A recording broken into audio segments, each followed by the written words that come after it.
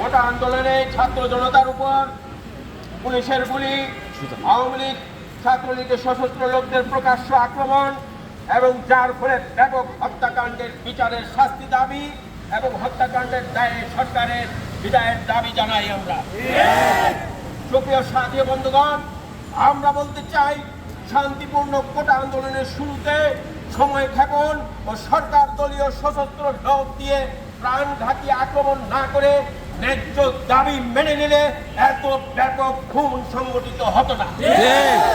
আমরা বলতে চাই সরকারের বিভিন্ন বাহিনীর গুলিবর্ষণে মর্মান্তিক ব্যাপক হত্যাকাণ্ডের জন্য সরকারকে দায়ী করে এবং সরকারের বিদায়ের দাবি জানাই। দেশের গণতন্ত্র ও মানবাধিকার এবং জনগণের নির্বাচিত জবাবদিহি দায়বদ্ধ মানবিক সরকার থাকলে এ ধরনের নৃশংস হত্যাকাণ্ড কখনোই সংগঠিত হতো না।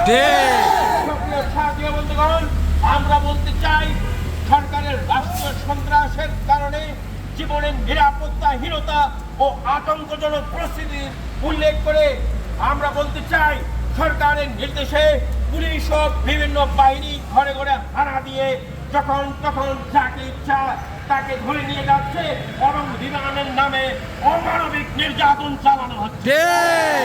আমরা বলতে চাই দেশে একক গোষ্ঠীবাদী ষড়তান্ত্রিক মারাত্মক দুঃশাসন চলছে।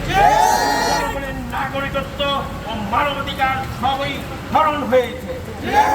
গণতন্ত্র, বাক স্বাধীনতা, জীবনের স্বাধীনতা সবকিছুই হরণ হয়ে গেছে।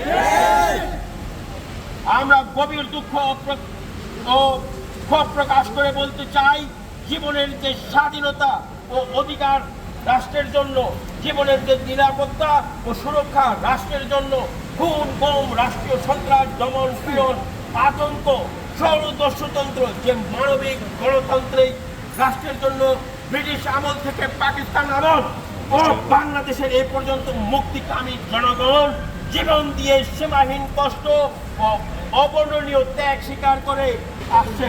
বিগত ইতিহাসে কোন পরিবর্তনই জীবনের নিরাপত্তা ও স্বাধীনতার কাঙ্ক্ষিত সে রাষ্ট্র প্রতিষ্ঠিত হয় নাই।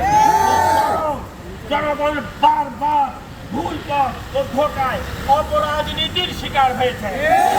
আমরা বলতে চাই একক ধর্ম ও বস্তুবাদী, একক জাতীয়তাবাদ ভিত্তিক একক গোষ্ঠীবাদী রাষ্ট্রের মাধ্যমে জীবনের স্বাধীনতা কখনোই আসে না।